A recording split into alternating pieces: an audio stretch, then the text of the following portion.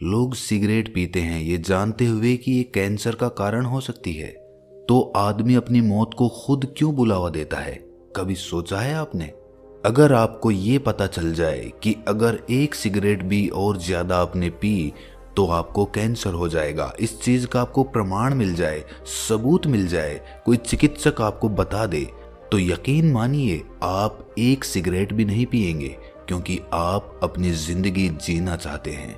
इंसान तब तक हल्के में जीता रहता है जब तक उसे पता नहीं चलता कि मौत कभी भी आ सकती है।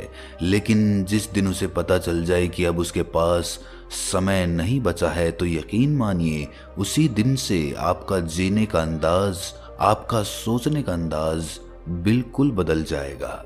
कुछ लोग इतने उदास और इतने निराश होकर जीते हैं कि ऐसा लगता है कि उन्होंने मरने से पहले ही जीना छोड़ दिया है। वो सांसें तो ले रहे होते हैं लेकिन उनमें जीवन का कोई भी प्रमाण नहीं होता। इन सब के पीछे मूलभूत कारण क्या होता है? ऐसा क्यों होता है? अगर हम मरने से पहले ही जीना छोड़ देते हैं तो इसका मतलब है कि हम अपने जीवन से निराश हो चुके हैं, उदास हो चुके हैं, और उस जीवन में जिंदगी कैसे भरी जाए, उसको कैसे सुचारू रूप से फिर से जीवित किया जाए, जीवंत किया जाए, एक नई उमंग, एक नया उत्साह, एक नया जोश जीवन के लिए कैसे पैदा किया जाए, ये सब आपको इस कहानी में जानने को मिलेगा। इससे पहले कि आप इस कहानी में खो जाएं, इस चैनल को सब्सक्राइब जरूर कर लें। तो चलिए कहानी शुरू करते हैं। बहुत समय पहले की बात है। किसी गांव में रोहन नाम का आदमी रहा करता था। उसका एक पुत्र था। उसकी ज्यादा उम्र नहीं थी, लेकिन वो अपना जीवन जीना भूल ही चुका था। वो किसी के साथ ना तो खेलता था, ना किसी से बात करता था, बस अपने अकेलेपन में खोया रहता था। कोई हंसी, कोई मुस्कुराहट या कोई भी उमंग उसमें नजर नहीं आती थी, और अभी उसकी उम्र कुछ ज्यादा भी नहीं थी। ये बहुत ही चिंता का विषय था रोहन के लिए। उसे अपने बच्चे की फिक्र होती थी। वो सोचता था कि ये जब इसी उम्र में इस प्रकार मुर्दा होकर जीता है तो बाकी की जिंदगी ये कैसे जी पाएगा, कैसे अपने जीवन को एक नई ऊंचाइयों तक ले जा पाएगा। और इसी चिंता ने उसे एक चिकित्सक के पास पहुंचा दिया। चिकित्सक के पास पहुंचकर उसने सारी परिस्थिति बयां कर दी। चिकित्सक ने उसे ये कहते हुए दिलासा दी कि अभी वो बच्चा है, उसका दिमाग परिवर्तित किया जा सकता है। तुम एक काम करो, उसका हवा पानी बदल दो, कुछ दिन उसे सैर करने के लिए लेकर जाओ, पहाड़ों में ले जाओ। वहां पर हवा पानी बदलेगी तो अपने आप उसका दिमाग भी बदल जाएगा, उसमें एक नया जोश और एक नया उत्साह जरूर पैदा होगा। चिकित्सक ने ये कहते हुए रोहन को वापस लौटा दिया कि मेरे पास शरीर की बीमारियों का तो इलाज है, उनकी तो औषधियां हैं, लेकिन मन के रोग का मेरे पास कोई इलाज नहीं है। वो तो तभी बदल सकता है जब इंसान खुद को बदलना चाहे। जब तक वो खुद को नहीं बदलना चाहेगा मैं कुछ नहीं कर सकता। हाँ, एक काम ये हो सकता है कि तुम उसे सैर पर लेकर जाओ तो उसमें कुछ सुधार जरूर हो सकता है। और ये उत्तर पाकर रोहन अपने बेटे को लेकर पहाड़ों में सैर करने के लिए निकल जाता है। सैर करते हुए रोहन ने महसूस किया कि उसके बेटे में एक बहुत ही बड़ा बदलाव आ रहा है। उसका बेटा अचानक स्फूर्ति और जोश से भर गया। वो कभी अपने पिता को कहीं चलने के लिए कहता, कभी किसी दूसरी पहाड़ी पर चलने के लिए कहता। ये देखकर उसके पिता को बड़ी ही प्रसन्नता हुई। उसे लगा कि उसका बेटा ठीक हो गया है, उसके मन के रोग भी दूर हो गए हैं। एक दिन वो अपने बेटे को लेकर एक पहाड़ी की सैर करने के लिए निकला। उस पहाड़ी पर एक बौद्ध भिक्षु अपनी साधना किया करते थे। काफी सालों से वहां पर तपस्या कर रहे थे, और जब रोहन ने उनके बारे में सुना तो उन्होंने निश्चय किया कि वो भी उनसे मिलने जाएंगे। और यही सोचकर वो अपने बेटे को लेकर उनके पास मिलने के लिए पहुंच जाता है। उस वक्त बौद्ध भिक्षु अपनी तपस्या में लीन थे, सो रोहन वहीं पर अपने बेटे को लेकर चुपचाप बैठ गया। वो उनकी साधना से बाहर आने का इंतजार करने लगे। कुछ देर बाद जब बौद्ध भिक्षु ने अपनी आंखें खोली तो रोहन ने हाथ जोड़ते हुए उनसे पूछा कि हे महात्मन, मैं बहुत दूर से अपने बेटे को सैर करवाने के लिए लाया था। ये कम उम्र में ही अपना जोश और अपना उत्साह गंवा बैठा है। इसे किसी चीज में कोई मजा नहीं आता। कृपया करके कुछ ऐसे तरीके से समझाएं जिससे ये अपने जीवन को पूर्ण रूप से जी सके, जीवित होकर जी सके, सुचारू रूप से जी सके। ये सुनकर बौद्ध भिक्षु ने मुस्कुराते हुए कहा कि आपका बेटा तो बहुत खुश लग रहा है। मुझे तो उसमें निराशा के कोई चिन्ह दिखाई नहीं दे रहे। ये सुनकर रोहन ने कहा कि हे महात्मन, मैं इसे सैर करवाने के लिए लाया हूँ, इसी वजह से ये प्रसन्न है, खुश है, लेकिन ये घर पर तो बिल्कुल निराश रहता है, उदास रहता है। ये सुनकर बौद्ध भिक्षु ने कहा कि बेटा, अगर तुम इस सफर पे इतने खुश हो तो तुम अपनी जिंदगी के सफर का आनंद क्यों नहीं उठाते? जिंदगी भी तो एक सफर ही होता है। आखिर में मौत हमारी मंजिल होती है। एक दिन हम सबको इस दुनिया से चले जाना है, लेकिन हम ये समझ ही नहीं पाते कि जिंदगी भी एक सफर है। जब तुम किसी सफर पर जाते हो तो तुम हर चीज का आनंद उठाते हो, नई नई चीजें देखने का तुम्हारा मन होता है। तुम कितने खुश होते हो, कितने जीवित होते हो। अगर तुम उसी प्रकार अपनी जिंदगी के बारे में भी सोचो कि जिंदगी भी एक सफर है और उस सफर का जितना आनंद लिया जा सके, जितना मजा लिया जा सके, उतना ही कम है, तो ये विचारधारा तुम्हारे जीवन को रोशन कर सकती है। तो यहाँ से लौटकर ये बात हमेशा याद रखना कि जीवन भी एक सफर है।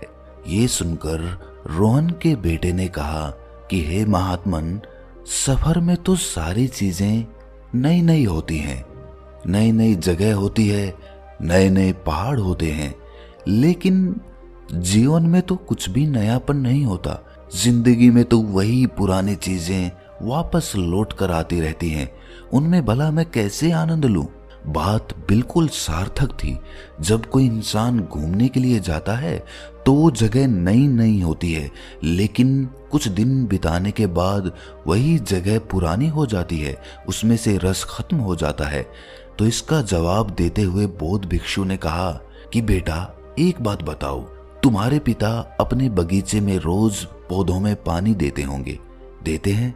रोहन के बेटे ने हाँ में सर हिला दिया कि उन पौधों से तो उन्हें कुछ हासिल ही नहीं हो रहा, उनसे तो उन्हें कुछ लाभ ही नहीं हो रहा और रोज उन्हें वो काम करना पड़ रहा है। फिर भी वो क्यों कर रहे हैं? उसमें उनका क्या लालच है? आदमी सुबह सुबह दौड़ने के लिए जाता है, उससे तो उसको ज्यादा कुछ लाभ होने वाला नहीं है, लेकिन फिर भी वो सुबह सैर करने के लिए जाता है। क्यों जाता है? याद रखना, जीवन में बहुत सारे काम ऐसे होते हैं जो बिना लालच के किए जाते हैं, सिर्फ अपने दिल को, अपने मन को जिंदा रखने के लिए, उसमें उत्साह और जोश बरकरार रखने के लिए। जब भी हम पौधों में पानी देते हैं या सुबह सैर करने के लिए जाते हैं तो उससे हमारा मन प्रसन्न होता है, खुश होता है। जब आदमी दौड़ता है या सैर करता है तो उसके शरीर की पुरानी कोशिकाएं खत्म होती हैं और नई कोशिकाएं जन्म लेने लगती हैं। जब पुरानी कोशिकाएं शरीर से बाहर निकलती हैं तो शरीर में एक नयापन आता है, एक नई ताजगी आती है, नई कोशिकाओं को नया जीवन मिलता है, जिससे आदमी एक नएपन का अनुभव करता है। उसी प्रकार बगीचे में जब आदमी पानी देता है तो वो पौधों में एक नया जीवन संचारित करता है, जिसकी वजह से उसका मन भी खुश होता है जो उन पौधों में पानी दे रहा होता है। जीवन में बहुत सारे काम ऐसे होते हैं जिनको करने का कोई कारण नहीं होता है, सिर्फ वो इसीलिए किए जाते हैं ताकि तुम्हारा मन हमेशा जवान रह सके, जिंदा रह सके।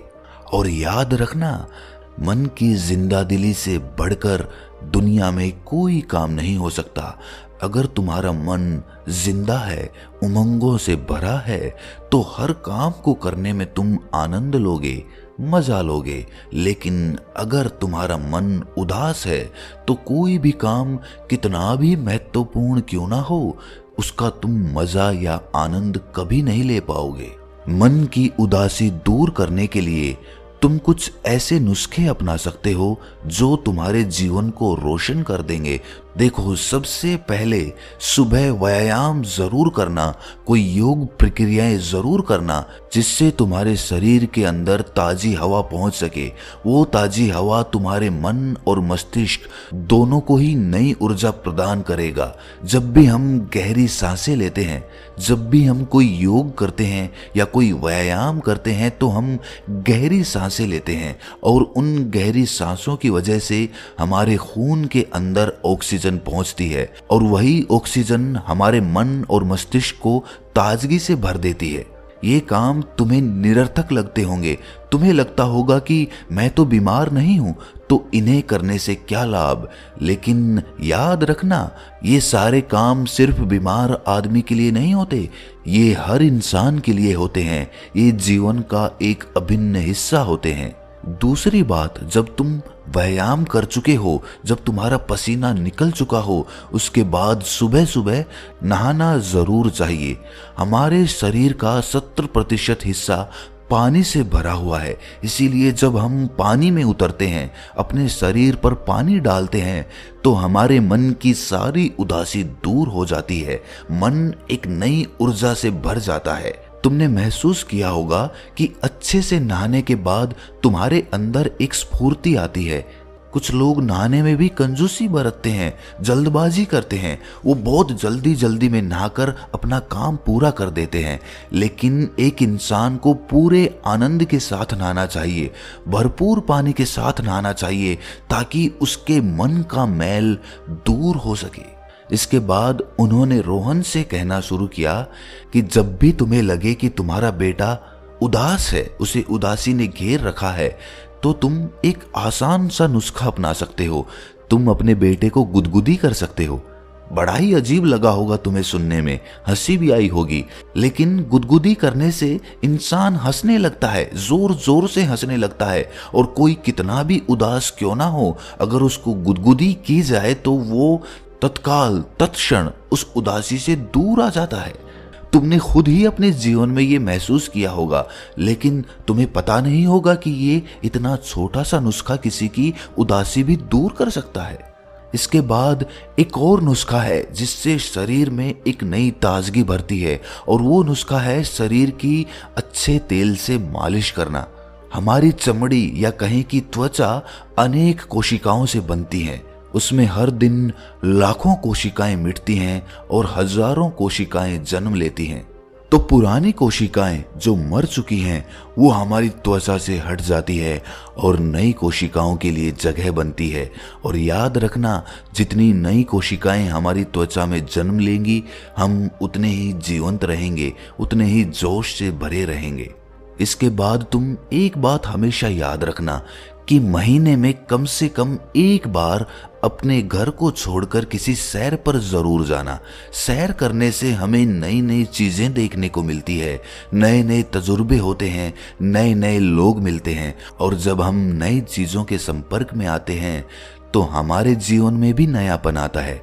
तुमने देखा होगा कि जब हम सैर करने के लिए जाते हैं तो हमारा मन अपने आप ही खुश हो जाता है, और जब हम वापस लौटकर अपने घर जाते हैं तो वही ताजगी बहुत दिनों तक बरकरार रहती है।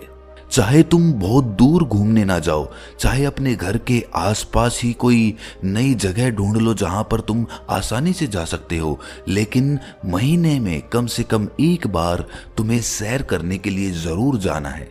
एक और तरकीब अपने जीवन में डालो। जीवन में कमाते तो सभी हैं, पढ़ाई भी सभी करते हैं, लेकिन कोई ऐसा काम ढूंढो जिसको करने में सिर्फ तुम्हें मजा आता हो, उससे तुम्हारा कोई लालच जुड़ा हुआ नहीं हो। वो कोई खेल हो सकता है, कोई कला हो सकती है, कला जैसे कि ड्राइंग, पेंटिंग, या फिर अभिनय, थिएटर, या कुछ भी ऐसी कला जो तुम्हारे लालच से जुड़ी हुई नहीं हो, सिर्फ तुम्हारे मन से जुड़ी हुई हो, तुम्हारे मन को वो करने से खुशी मिलती हो।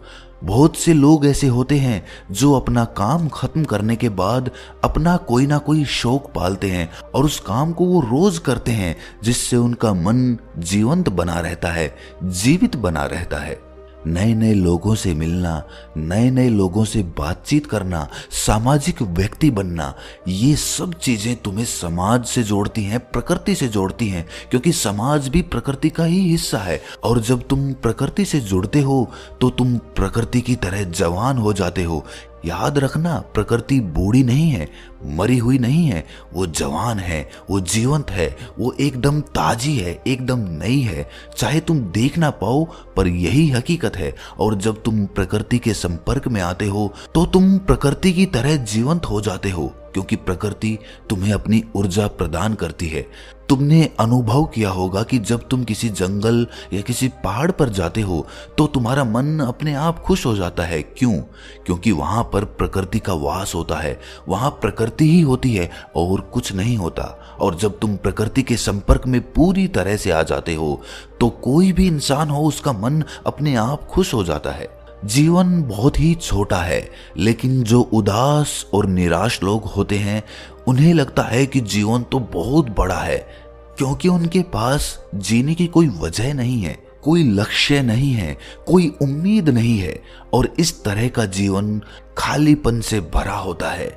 लेकिन जिस दिन तुम इस बात को समझ लोगे कि जीवन बहुत छोटा है, तुम कभी भी मर सकते हो, कोई भी सांस तुम्हारी आखिरी सांस हो सकती है, उसी दिन से तुम अपने जीवन को औपचारिकता में जीना भूल जाओगे।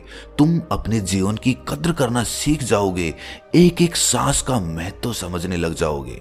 जीते जीते हम ये भूल ही जाते हैं कि कोई भी पल हमारा आखिरी पल हो सकता है। हम कोई करोड़ों सालों से नहीं जी रहे और ना ही करोड़ों साल जीने वाले हैं।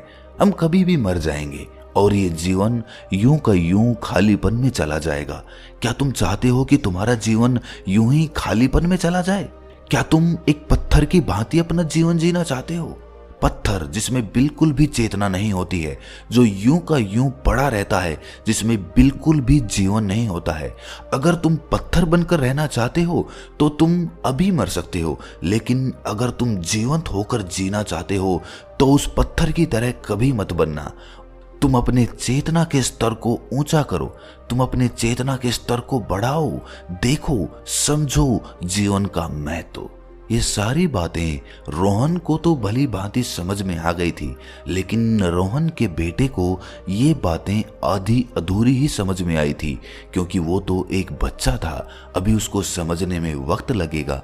लेकिन चूंकि रोहन ने ये बातें समझ ली थी, अच्छी तरह से उसे पता चल गया था कि उसके बच्चे को, उसके बेटे को किस रोग ने जकड़ रखा है, तो वो अब अपने बेटे को अपने तरीके से समझा सकता था।